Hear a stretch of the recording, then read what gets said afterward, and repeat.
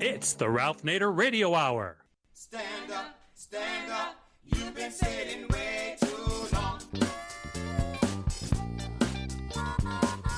Welcome to the Ralph Nader Radio Hour. My name is Steve Scrovan, along with my co-host David Feldman. Hello, David. Good morning. And, of course, the man of the hour, Ralph Nader. Hello, Ralph. Another show you won't hear on other medium. Exactly. And we're going to start with the question, why does America have, in the words of our first guest, such, quote, gargantuan inequality? That's the question at the center of Hamilton Nolan's new book, The Hammer, Power, Inequality, and the Struggle for the Soul of Labor. Mr. Nolan is a labor journalist, and he has written about labor, politics, and class war for publications like the New York Times and Washington Post. He was also one of the major organizers who unionized his own workplace at Gawker Media, which sparked a wave of unionization across the digital media industry. In his book, he charges that, quote, inequality has grown so severe that it is destroying the fundamental belief that American society works, unquote. And he argues that reversing this inequality requires either aggressive government intervention or workers taking power into their own hands and unionizing. We'll talk to Hamilton Nolan about his own work in the labor movement and what he sees happening in a host of industries across the country.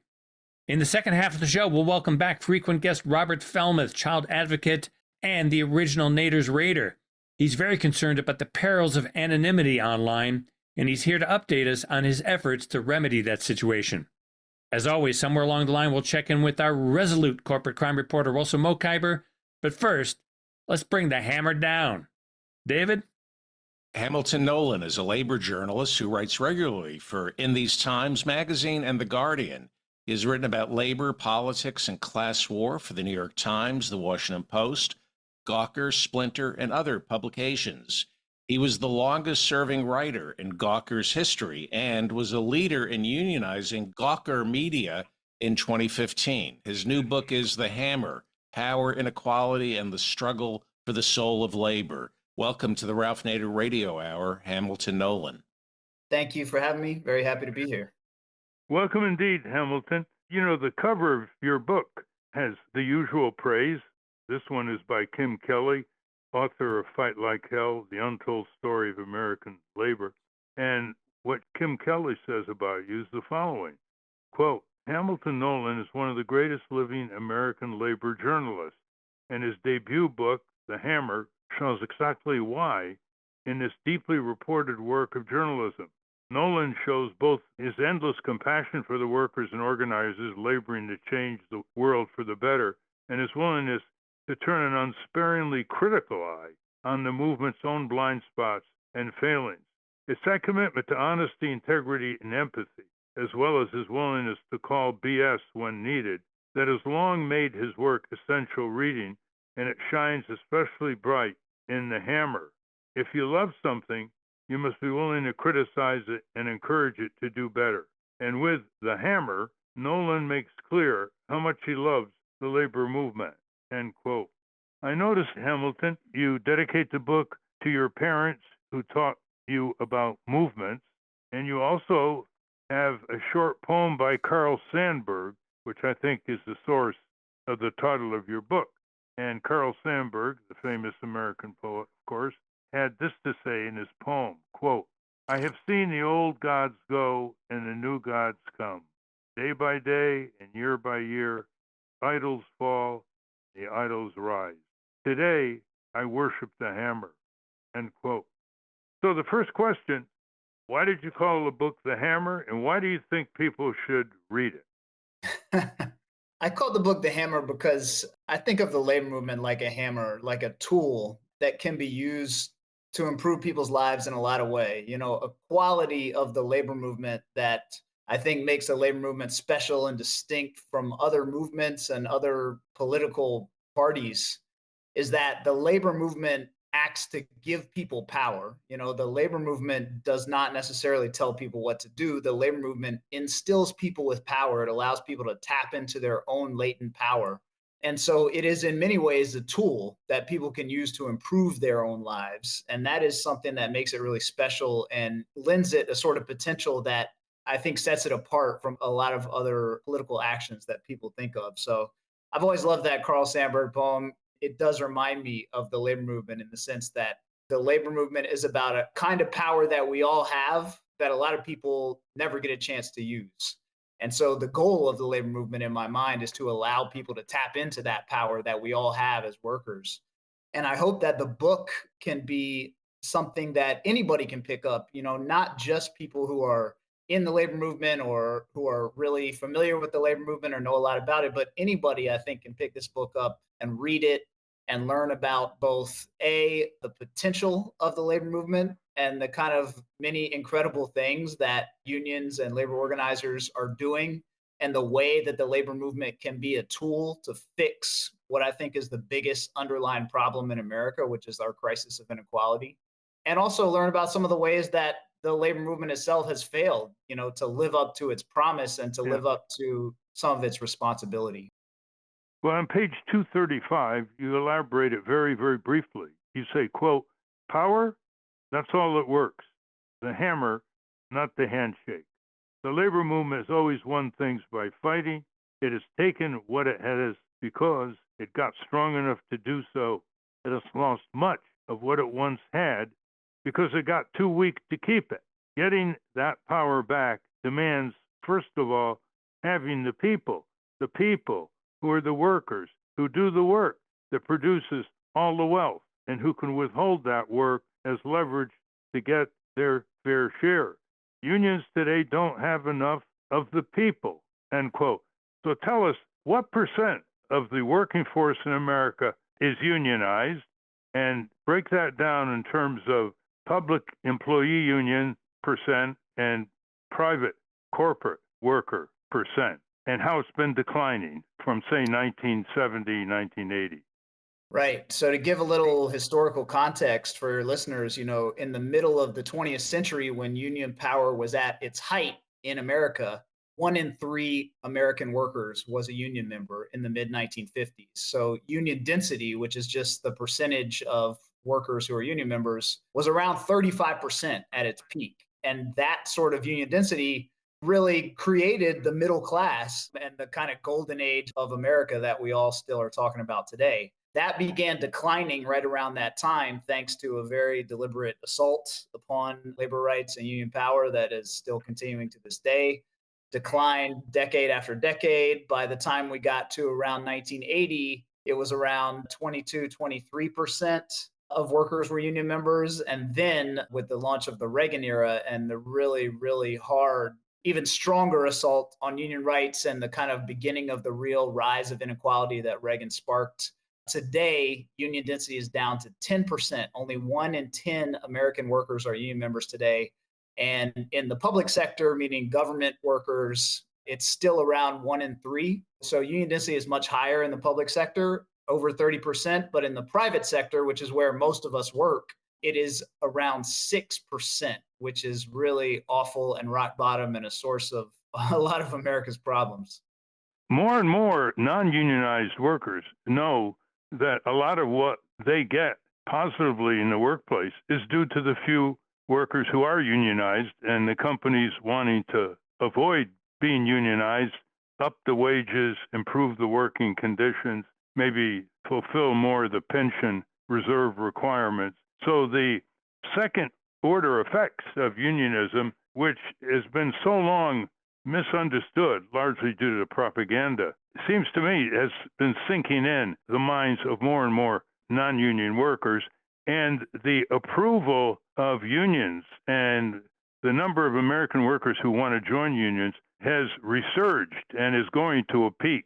I think it's over 60% of the workers in this country approve of unions and would like to become one of them. Now, given that, what's wrong with the union leaders? And what's wrong with the AFL-CIO, which you refer to in your book as, quote, a blah, B-L-A-H, end quote. The AFL-CIO, listeners, is a federation of unions in Washington, D.C., big building near the White House. What's wrong with them? As you touched on, we actually are living through a pretty exciting period of opportunity for unions and organized labor in the sense that they are more popular than they've been in 60 years. It turns out that a half century of rising inequality does, in fact, piss people off at a certain point and causes a lot of tens of millions of American workers to say that they want something better, that they want what the labor movement has to offer. And so the potential for the growth of unions right now is very, very strong in the sense that people want unions. But what I do write about a lot in my book is the decline of labor power in America. Of course, on the one hand, it was an assault by corporate power. It was an assault by right-wing politicians who were purposely trying to crush unions. And that's a very real thing. But there was another factor, which is that the labor movement itself lost some of its ambition and it lost some of its sense of urgency to react aggressively enough to the assaults that were being levied against it. And that persists to this day, I think, within institutions like the AFL-CIO, which is, for better or worse, sort of the center of union power in America. It's the biggest labor federation. And it is an institution that you can imagine could be the center of a resurgence of very aggressive labor organizing to turn around this long decline of labor power. But in fact, it acts like a bureaucracy. And so when we see great unions like the UAW doing things like going down south and saying they're going to unionize every non-union auto factory in the South, this is the kind of ambition that we need, right? Strong reactions to strong problems. And we don't, unfortunately, see that enough. There are great unions here and there within the labor movement, but as a whole, institutions like the AFL-CIO have not been aggressive enough in responding to the level of decline that we've all suffered. Now, do you think that, number one, it would be a good idea to have a retirement age for union leaders? Number two, that it would be a good idea to stop having inequality between union leader pensions and all kinds of goodies and the rank and file. The electrical union head, last I checked, not the IBEW, the other electrical union, the head of that union never made more than the highest paid worker in the union. So retirement age, number one, like corporations do, to get a turnover, fresh views from their point of view. And two, the double standard here, which in some cases has plunged the union into corruption with the big pensions for the bosses and other big pay. Yes. I mean, I think the answer to both of them is yes. There's a real divide that you can see in the union world if you report on the union world and you spend a lot of time in there between people who really see unions as like a movement and a cause and people who just see them as sort of a job. And I think what you're referring to, is that unfortunately a lot of our big unions, not all by any means, but many, have kind of become dominated by people who see it as a job. And in some cases, to the point of corruption. I mean, you brought up UE, the electrical union, which is probably the best example of a union that sees itself as part of a movement, and it has very strict rules about what its officers can be paid. And that's true to varying degrees across the labor movement. It's different in every union, but some unions, are on the opposite end where I think the leaders of the unions treat themselves as CEOs over a union. I mean, I wrote a story just last year about a reform effort inside the UFCW, which is one of the biggest private sector unions in America, grocery industry union primarily. And one thing the reformers tried to do was to limit the pay of union officers to $250,000 a year. And that proposal was shot down with extreme prejudice at the convention. And they released a list of the pay of the local presidents. And there was a local union president making $700,000 a year in that union. That kind of thing is unconscionable. And unfortunately, that is part of the union world mixed in with other people who see it as a movement. So yes, we do need those types of restrictions. And I think that the people who believe in the cause of labor will be the first ones to sign up and support those kind of restrictions. And, the internal reform of unions that have gotten lazy and broken like that is an extremely important part of reviving the labor movement, which, by the way, is what happened at UAW that installed Sean Fain, who's now doing so many great things. Yeah, let's explore deeper the lack of union democracy and how the UAW became more democratic because it got rid of the delegate way of blocking worker votes. The idea of controlling worker votes by the heads of the unions is they vote for delegates who then go to a convention, are wined and dined, and they unanimously approve whatever the 2 or 3 union heads propose, and there's no dissent. Now, I think if I remember correctly, they got rid of the delegate intermediary and they allowed the workers to vote, like one worker, one vote, and they voted in progressive leaders. Is that right? That is right. Yeah. And that reform, one member, one vote is really the key baseline reform that every kind of internal union reform movement needs to get. Because as you said, a lot of unions have what is basically an electoral college system, or sometimes even worse than the electoral college system for electing their leadership, which is incredibly anti democratic and allows people to concentrate power among little cliques of leaders. And it's such a shame because unions are really some of the only truly democratic institutions in America. And so to see them corrupted like that is a big bummer. And, you saw in the Teamsters and also in UAW, getting that change to one member, one vote that allowed members to actually directly elect their leadership caused the old entrenched leaders to get kicked out and newer, sort of more reform minded leaders to get installed. And that reform is also something that a number of other unions are pursuing right now. Before we get into some bright spots that you write about, like the culinary union in Nevada and Sarah Nelson, the progressive head of the flight attendants union, the airlines, I want to ask you a couple questions. Years ago, I wrote a column or two on the labor press because when I was a young student, I would pick up union newspapers, UAW, Electrical Union, the International Association of Machinists, the FL had a newspaper, and I take it they're all gone now, that you don't see any book clubs anymore, you don't see any newspapers. The union leadership seems to be very remote. And, there are millions of students who, in their history books in high school, they would once in a while get a picture of a union leader standing in front of thousands of workers in open air speech. And you don't see that anymore. What's going on here? As union power in America itself declined, so too did kind of the role of unions in mass society decline. And part of that has been a decline of labor journalism. As you mentioned, like labor journalism used to be a staple beat. There used to be more than 100 daily newspapers that had labor journalists on their staff, and think about that. We're so far from that today that I can almost count the staff labor journalists in America today on my fingers. So part of that was, the decline of unions led to a decline of the labor beat. Part of it is the media's business model, which has kind of disincentivized that kind of reporting, and a lot of the best labor journalism even today is still in sort of non-mainstream outlets in these times and left-wing magazines like that. A lot of writers on the internet are very committed labor reporters. A lot of the best labor reporters are freelancers.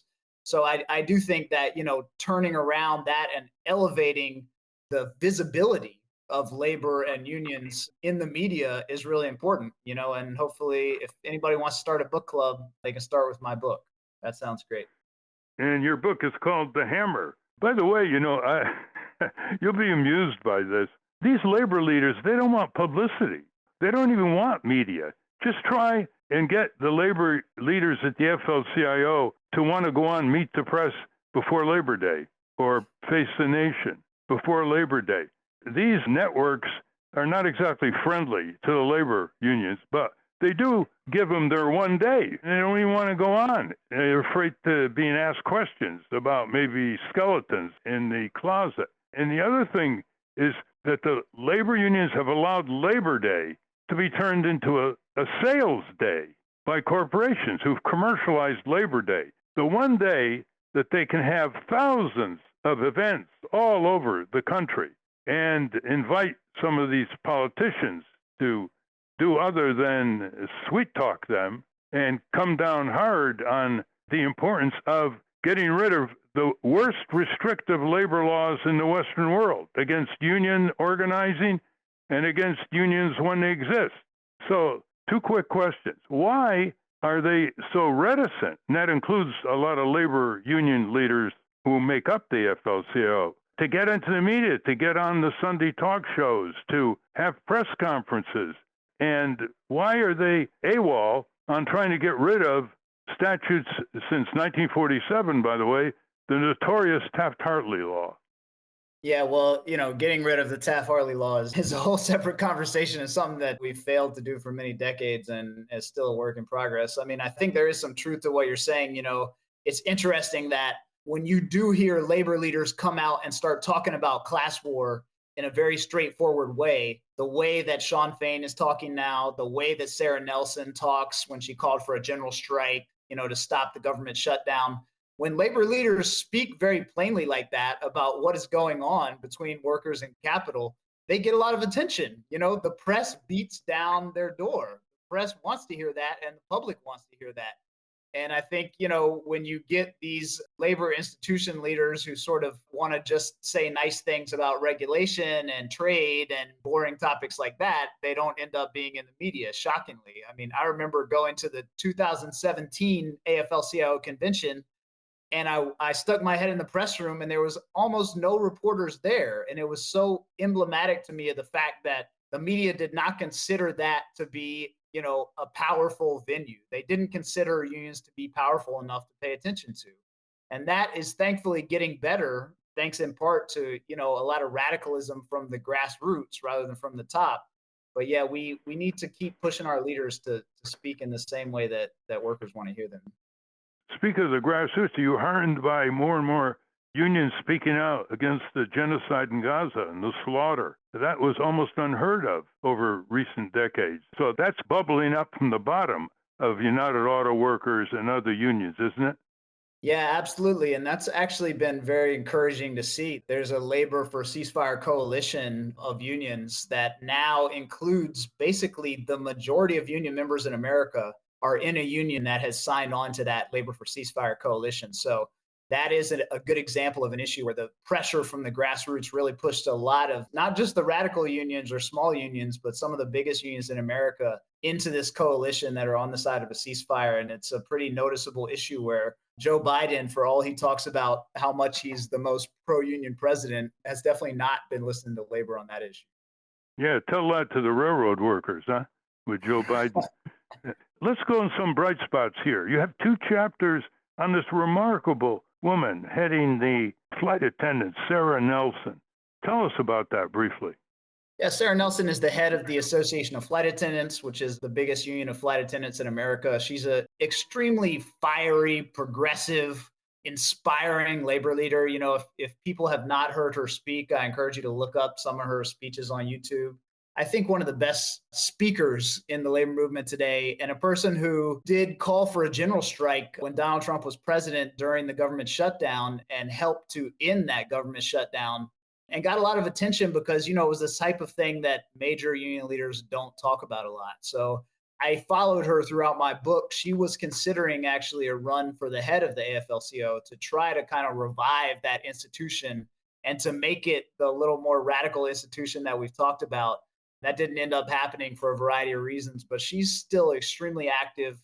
Her union just won an election at Breeze Airways yesterday. They're in the midst of trying to organize 28,000 flight attendants at Delta Airlines, which would increase the size of that union more than 50% in a single organize and drive. So she is still, I think, along with Sean Fain, probably the most kind of inspiring, radical labor leader in America today. And if people aren't familiar with her, yeah, read about her because she's very cool.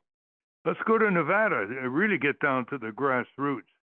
Yeah, the Culinary Union in Las Vegas is, one of the strongest local unions in America. And they have essentially the whole casino industry in Las Vegas is in this union. They built that power over 80 years of fighting and striking and everything else. And they're such a great example of the principle that you use labor organizing to build political power. So the labor movement's political power comes from and is rooted in labor organizing, not vice versa. It's not rooted in sending a check to a politician. It's rooted in the fact that they have organized and painstakingly unionized every casino on the Las Vegas Strip. And they have all those people and they keep them mobilized and they keep them internally organized. And they can turn out thousands of people to go knock on doors at election time, which brings the politicians to them. So they've made themselves into one of the strongest political forces in the state of Nevada. And their parent union, which is called Unite Here, which is the hospitality workers union nationally, does the same thing, as you touched on. And they deployed hundreds or thousands of door knockers during the last election and during the midterms to swing states. And they essentially were the biggest army knocking on doors for the Democratic Party, was this pretty medium-sized union. And it's just such a good example of one of the ways that organized labor can wield power. Again, it's not by catering to politicians, it is by building an army and making the politicians come to them. And it's more than just door knocking, it's having substantive conversations with people who answer the door about what's on their minds, about the high price of rents and food, and representatives in politics who don't represent them. I mean, it's a real persuasive process, not just knocking on doors and giving somebody a leaflet touting some candidate for public office. Give us a sense of the real struggles that early labor went through. Tell us about the Blair Mountain Battle in West Virginia.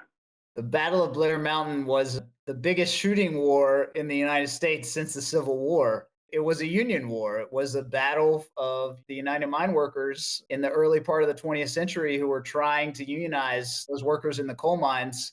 And the coal bosses called out basically a private army and the United States government, the actual army, to fight with this massive group of workers who were trying to march down to help these other workers organize. And there was a shooting war over union rights in the state of West Virginia. A lot of people don't know that part of American history. But yeah, it was very, very violent, bloody struggle, particularly early in the first part of the 20th century, to win union rights on behalf of those people. And, a lot of the industrial unions that exist today, like the United Mine Workers, like the United Auto Workers, steel workers, those unions were won with blood. I mean, those unions were won in bloody battles against employers who called out private armies to crack people's heads open and shoot at them. And that was how serious, the struggle for union rights was. So even, we think about where we are today and we think about unions being weak and how hard it is to organize and stuff. I always have to remind myself, it's not as hard as they had it back then, because they were dodging bullets, and that's how much the union meant to them back in. Well, one of the problems which we haven't discussed so far is how indentured the organized union movement is to the Democratic Party. They're like the tail of the Democratic Party. I once had lunch with Richard Trumka, I think it was 2004, and he told me, just give us the card check. Never mind reforming, getting rid of the restrictive labor laws. Give us the card check, and we'll organize millions of people. Well, Obama pledged in 2008 to give labor the card check, and he never made a move after that in 8 years to push seriously in Congress for that. I remember when I was once talking with Trumka in his office, and I said, why aren't you pushing the White House for increasing the minimum wage? Because Obama promised to increase it to $9.50 by 2011 when he was running in 2008. And he stood up and he went to the window and he pointed to the White House, which was very visible from the window. And he said, I'm not going to make a move until that guy takes the lead, because I'm not going to be put out on a plank, in effect. Well, what do you think? You don't have that much in the book on that. What do you think the position of the organized labor movement should be with the Democratic Party? Because it push it much harder and not just be a rubber stamp and endorse union by union the Democratic leading candidate without asking anything in return? Yeah, I mean, you're right in that for many, many years, organized labor's had a very unhealthy relationship with electoral politics, which is, you're in a two-party system and the party wants to destroy unions and crush them off the face of the earth. And the Democratic Party's attitude has basically been, we're the only game in town, and so give us money and we won't try to kill you, but we won't really do too much to help you either. And that's pretty much where labor has been in relationship to national politics for many decades. And as you point out, Obama didn't spend any political capital to help organize labor. He didn't get card checked. Bill Clinton was probably actively harmful to the interests of working people in America with what he did on free trade and neoliberalism. So you can go back even through Democratic presidents and see that for all of the billions of dollars that unions have invested in those presidents, they haven't gotten a lot back. So it's, the results of that strategy speak for themselves. You can look over the past 50 years of American history and see that that strategy has not paid off for organized labor, period. And yet it's very hard, I think, for the labor leaders to break out of that mind state. And you see it playing out in this election too, where it's like the AFL-CIO endorsed Joe Biden 18 months before the election. 18 months before the election, they endorsed the guy before Israel and Gaza had even started, and then they put themselves in the position of just being a surrogate to the Democratic candidate and not being able to push them. So, I mean, I think the solution has to be, you have to be willing to push the Democrats. I mean, the solution is not running into the arms of Republicans because Republicans are worse by every single measure. But at the same time, you have to be able to withhold your support and force Democrats to come to you. That is one thing, at least, you saw the UAW doing a little bit in the sense that, certain unions didn't come out and endorse Biden as early. They made him do things like, for example, go visit the UAW picket line, which is something, it's not as much as we need from Biden, but it's an example at least of a union saying, we're not going to be a rubber stamp for Democrats. We have to be able to kick Democrats in the ass and make them do things, tangible things for workers. Or else, another thing unions can do with their money is instead of sending it to Joe Biden's campaign, use it to organize workers. I mean, the choice is not just between Democrats and Republicans. We can take those resources and use it to organize workers, which will increase our political power in its own right. Well, let's open it up to Steve, David, and Hannah. Hamilton, tell us about your own experience organizing your own workplace. I was a reporter at a company called Gawker Media in 2015. It was at one time a successful, kind of hot online media company during the time when online media was really on the rise and kind of replacing old print media. And as the online media industry rose up, it was an almost totally non-union industry, even though the newspaper industry, of course, had been unionized for many, many decades.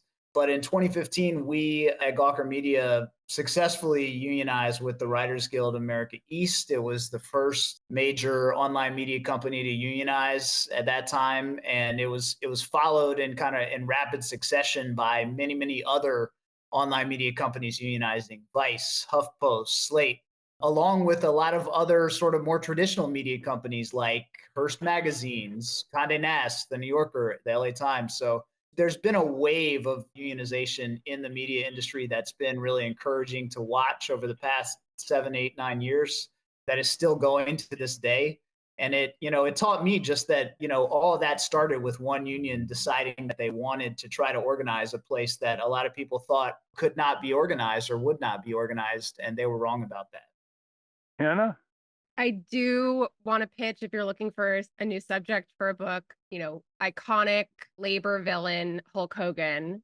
He snitched on his fellow wrestlers and prevented wrestlers from unionizing back when he was still working, and then destroyed Gawker Media. So not a bad idea. I don't know if he would cooperate with my reporting, unfortunately. Who cares? That's a pretty good idea. Consent matters to anyway. One of the points you make in your book that I think is really vital is you have the sentence, quote, "Stoicism in the face of hard work is fetishized."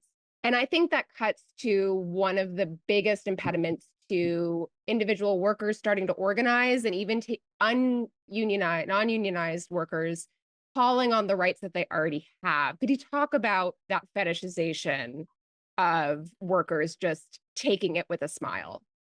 I think it goes very deeply to the heart of what America's own mythology about itself is and what we're all taught growing up in this country. We are basically taught this myth that hard work is the ladder to success in America. Obviously, anybody who understands how capitalism actually functions and anybody who can look at the reality of, the distribution of wealth and power in this country can see that it's a myth. But if you think about generally what we learn as kids growing up, it's a big impediment to the growth of the labor movement itself, is that we are not taught that solidarity with our fellow workers is the path to power and success in America. You're taught to be a superstar. You're taught to kind of defeat the competition and to win and to make yourself rich. That is what is fetishized in this country. That is the myth that we are all taught to aspire to.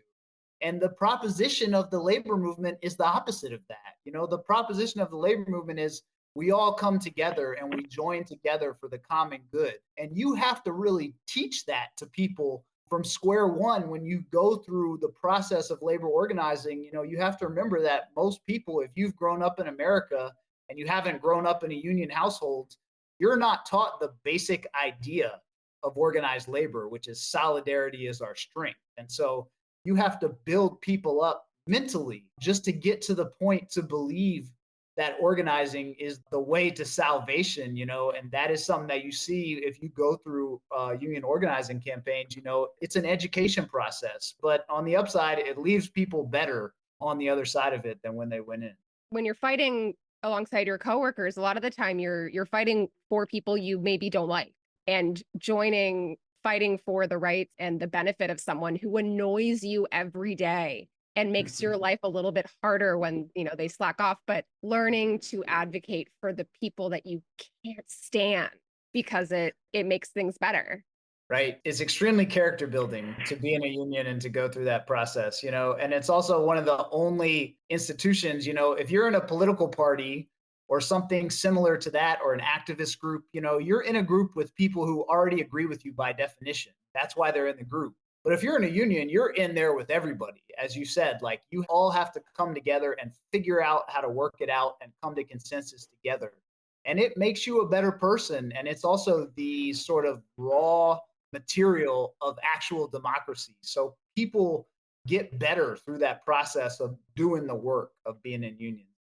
Unfortunately, we're out of time. We've been speaking with the superb labor reporter, Hamilton Nolan, very few of them these days, author of the new book, very readable, The Hammer, Power, Inequality, and the Struggle for the Soul of Labor. Very personal accounts, and he takes it to higher levels of the great struggle between capital and labor. Thank you very much, Hamilton. Thank you, Ralph. Honored to talk to you, man. You're a great dude. Thank you. We've been speaking with Hamilton Nolan. We will link to his new book, The Hammer, at ralphnaderradiohour.com. Up next, the original Nader's Raider will stop by to update us on his efforts to address the perils of online anonymity. But first, let's check in with our corporate crime reporter, Russell Mokhiber. From the National Press Building in Washington, D.C., this is your Corporate Crime Reporter Morning Minute for Friday, May 10, 2024. I'm Russell Mokhiber. A second Boeing whistleblower has died under mysterious circumstances just 2 months after another one allegedly shot himself in the head, and the attorneys for both men hope their deaths don't scare away the at least 10 other whistleblowers who want the company to clean up its act. That's according to a report in the New York Post. Joshua Dean, 45, a former quality auditor at Spirit Aerosystems, which assembles fuselage sections for Boeing, died last week from a fast-growing mysterious infection. Dean's death comes less than 2 months after Boeing whistleblower John Barnett, 62, died from an apparent self-inflicted gunshot wound on March 9. For the Corporate Crime Reporter, I'm Russell Mokhiber.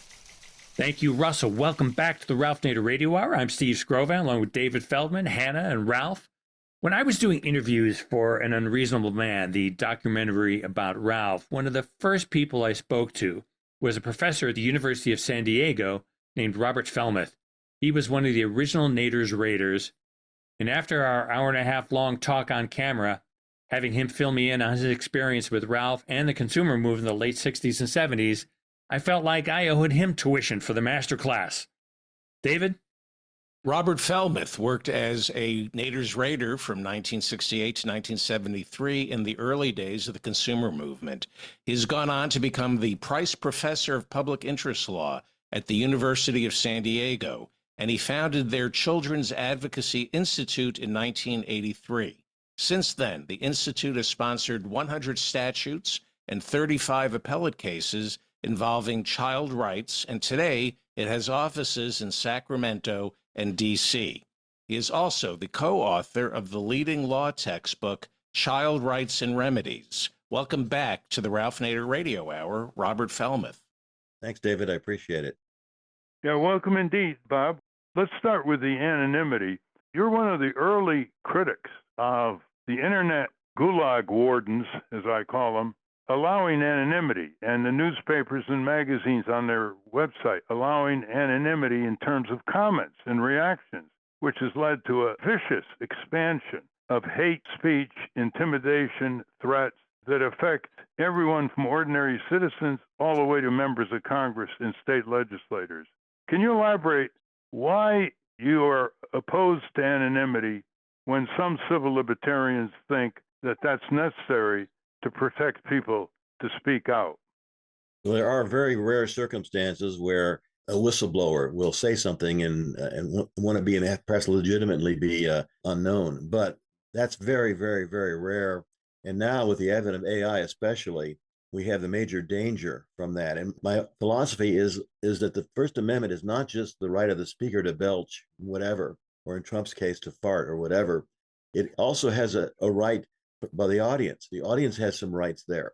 The audience has a right to hear, to listen, to understand, and to know something about the speaker, because the idea behind speech is not simply making noise, it's to advance understanding, to advance knowledge. And therefore, there should be a requirement really that speakers identify who they are. And that allows the audience who are listening to decide whether they want to listen. After all, especially in this day and age, maybe we should have some choices about who we listen to instead of having them all of a sudden on our website or on our iPhone or whatever. And also give us a chance to find out whether or not they have any expertise or bias. Knowing bias, knowing expertise, knowing who's talking, it really very much promotes free speech values. And I don't understand why you want to hide that. Now, with AI, you can actually mimic someone who's there with their voice, with their personage, whatever, that you can actually deceive people in terms of who's talking. And that's very, very dangerous. And so anytime AI is used, that should be disclosed. This is an AI transmission, or AI was created this, or whatever. That should be, and that's not now, but it certainly should be, as well as to know who is speaking.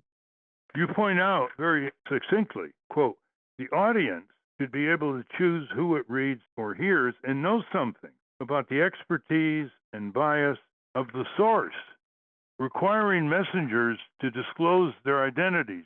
No screening, no restrictions, no sanctions will allow actual free speech to function. If we can persuade one platform to require this disclosure, others will follow suit from competitive pressure. End of quote. Let's examine that last sentence, Robert Fellmeth. You wrote a letter to Mark Zuckerberg a few years ago, and he never answered it. And you sent it again, and he never answered it. What was that about? Well, I not only sent it to Mark, I sent it to every member of his board. And what I said basically was, listen, someone's going to communicate through your platform. Make sure that the reader or the listener knows who it is, because that's part of free speech, based on the arguments I just made and you just repeated. So it's important that if they were to do that and people were to begin to accept that as part of free speech, it'd be very difficult for the others, LinkedIn and all the others, not to do it. Well, I know some of our listeners just hearing you just now would say, but isn't it easy to fake it, to use fake names and other ways to circumvent disclosing identity? Well, that should not be allowed. I mean, if you're going to use a fake name, you haven't disclosed who's speaking. In fact, it's worse than not disclosing, actually. AI allows you to do that. With AI, you can even imitate the sound of the voice of the person who you're faking it with. So I think the sanction here is very simple. I'm sorry, we're not allowing you on our platform because you're deceiving people, or you're not exercising free speech properly. And that's what Zuckerberg should do. Well, the damage is reported almost every day in the newspapers. I mean, there are members of Congress I've spoken to, and they're afraid of this anonymous hate mail and threats and all that. It's just coming in every day, affecting their families, censoring themselves. They're afraid to take a certain stand because they don't want to be overwhelmed with the vicious clutter of the internet. And it affects everybody. It affects everybody in labor and business and academic world. And it's tremendously damaging because it's a way to censor people on a wholesale mass level. Why isn't there more activity supporting your position here? I mean, they know that 99% of the hate, intimidation, vicious communications are due to being protected by anonymity. Why isn't there a movement to deal with this? Well, there should be. And I think that maybe we could start with people saying, I'm not going to listen to your medium. I'm not going to participate in your program unless you let me know who the hell is transmitting on it. If you're not going to do that, I'm gone. Bye. And maybe we'll get someone to say, oh, I'm going to do that. I'm going to disclose all that. And then the market sometimes works pretty well. And that may attract a large number of consumers shifting over to that medium. I think that will happen. In a way, defamation law under tort law would have a role here, wouldn't they? Let's say somebody gets a serious threat from an anonymous source and they expose the source in terms of the person or group's name and sue them for defamation. Is that another option? Well, sure, but of course, if it's concealed, you don't know who to sue. That's one of the reasons why it's so detrimental to free speech is to have. And what's happened now is most of speech is in fact hidden. Most of speech is coming through the internet, etc., disguised. I mean, Russia is able to post all sorts of information without anyone knowing it's them. But let's say you're a real computer internet detective. Can you once in a while expose the anonymous, say, threat and find out who's behind it? I mean, the government has ways to do that, don't they, when the high officials are threatened? Well, yeah, I used to be a prosecutor, and we have people who can, in fact, get into the electronics and find out where the message is coming from and figure that out. But that's expensive and difficult and fairly easy to hide. And so I think we've got to have a change in approach. The law's got to make this requirement, and if you don't do it, then there's going to be a sanction, and then you prosecute somebody. You know, when I talk to newspaper editors, when I ask the editors, when someone sends you a letter to the editor for your print newspaper or magazine, you require identification. You can't write a letter to the New York Times and not identify yourself except under exceptional circumstances that you referred to. So they just say so-and-so from Boston. They don't really identify the full name. They'll say Paula from Boston. And I say, well, why do you allow all this anonymity on your website? Well, you know, the answer is they want a lot of clicks. They want a lot of visits. Yeah. And so they've lowered their standards tremendously. And a lot of people, they don't want to give a quote in a newspaper because of the kind of backlash they expect to happen anonymously. What's your comment on that? Well, you have to take responsibility for what you say, and what you say is going to get a lot more credibility and a lot more attention if people know who's talking. And if you have any pride in yourself as a source, then you should want that.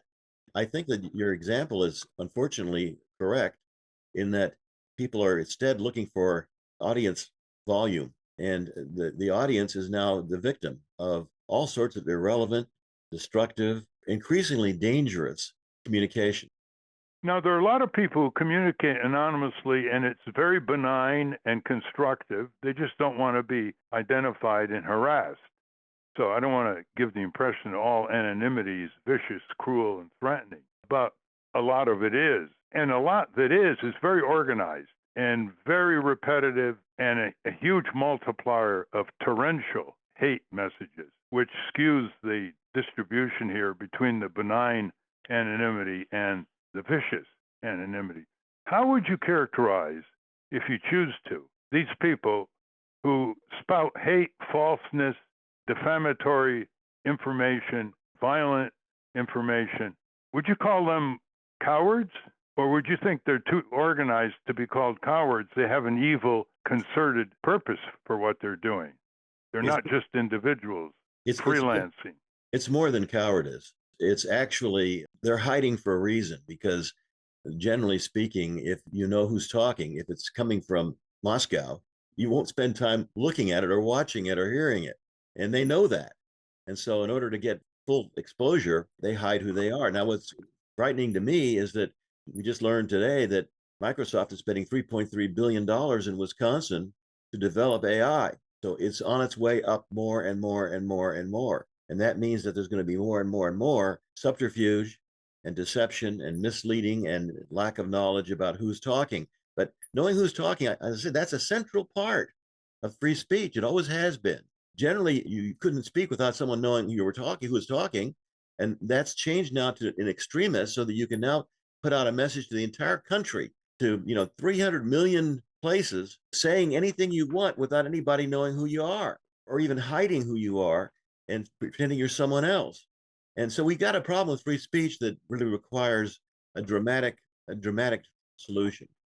Well, you're an expert in regulation. You put out a regulatory report throughout the years on state of California regulatory activities.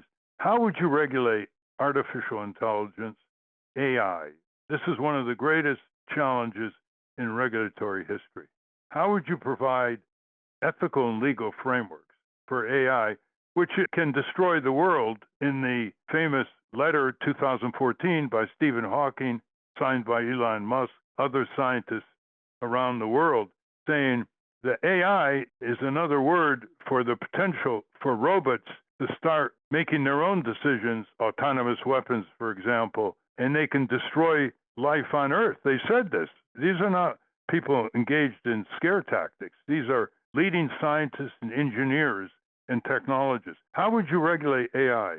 The first thing you've got to do is disclose it's there. That will make a huge difference because people know this is AI. They immediately think, aha, is it real? What does that mean? Are you kidding me? The other thing you could do is the Federal Trade Commission or others, state level regulators could basically police deceptive practices in communications. If they're clearly deceptive, it's not a matter of political free speech, but often they're trying to sell something, for crying out loud. And they can mislead like mad, and you don't know who the hell it is who's endorsing it. And so you've got, first of all, identify it, require disclosure, absolute disclosure whenever it's used, so that the reader or listener can make a decision and have some suspicion. And then police deceptive advertising much more rigorously than we do now. I think a lot of the same people and I'll say legal entities who are trying to keep anonymity alive online are also the first to hollow out privacy protection.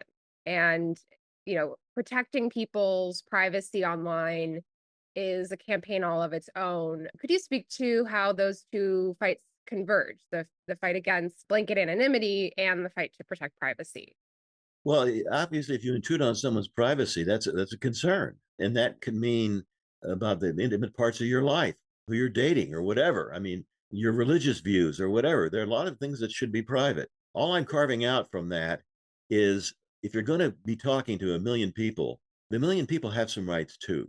They have a right to know who the heck you are because you're tuning into them or whatever. And so the right of disclosure of who's talking to me is not a huge challenge to the right of privacy. Let's get some reaction from our listeners on this issue of anonymity that you've heard discussed, listeners, so we can feedback on what your views are. Because we get some comments with nicknames, and we don't know really who the names are. We're very reluctant to relate the comments when we have a few minutes from listeners who don't put their name behind it. Anyway, we're out of time, unfortunately. We've been speaking with Professor Robert Fellmeth, extraordinaire of University of San Diego Law School.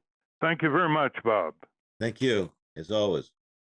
Ralph, before we close here, you wanted to say something about Donald Trump and nicknames. What do you have for us there?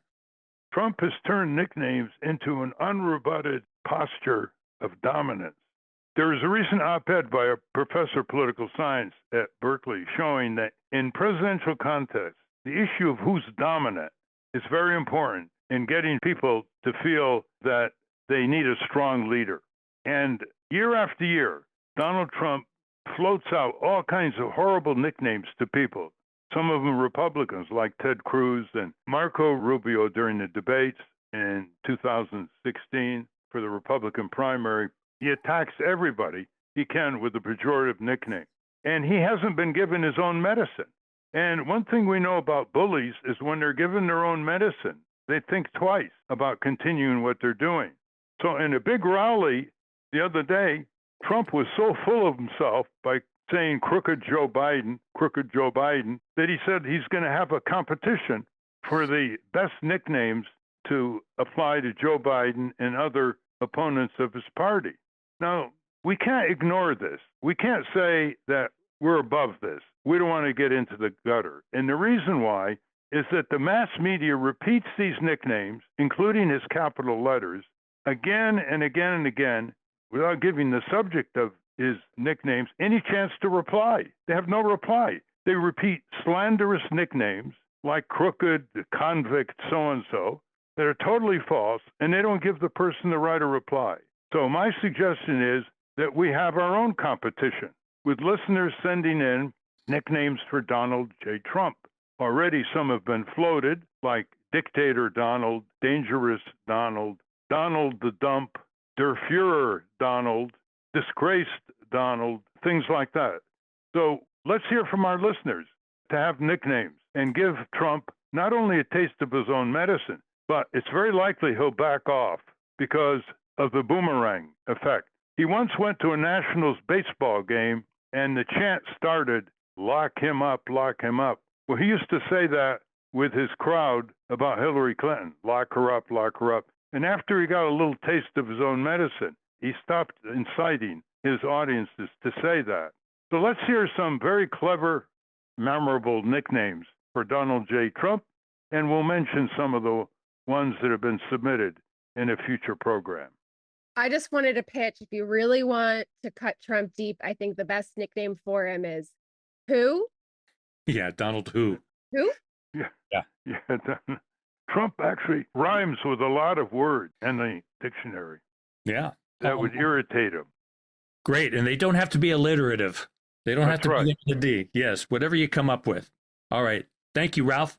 I want to thank our guests again, Hamilton Nolan and Robert Fellmeth. For those of you listening on the radio, that's our show. For you podcast listeners, stay tuned for some bonus material. And we've got a considerable amount with Robert Fellmeth, especially. We call that the wrap-up. A transcript of this program will appear on the Ralph Nader Radio Hour Substack site soon after the episode is posted. Subscribe to us on our Ralph Nader Radio Hour YouTube channel. And for Ralph's weekly column, it's free. Go to nader.org. For more from Russell Mokhiber, go to corporatecrimereporter.com. We have a new issue of the Capitol Hill Citizen. It's out now. To order your copy of the Capitol Hill Citizen, Democracy Dies in Broad Daylight, go to capitolhillcitizen.com. And remember to continue the conversation after each show. Go to the comments section at ralphnaderradiohour.com and post a comment or question on this week's episode. We might not like them all, but we read them all. The producers of the Ralph Nader Radio Hour are Jimmy Lee Wirt and Matthew Marin. Our executive producer is Alan Minsky. Our theme music, Stand Up, Rise Up, was written and performed by Kemp Harris. Our proofreader is Elizabeth Solomon. Our associate producer is Hannah Feldman. Our social media manager is Stephen Wendt.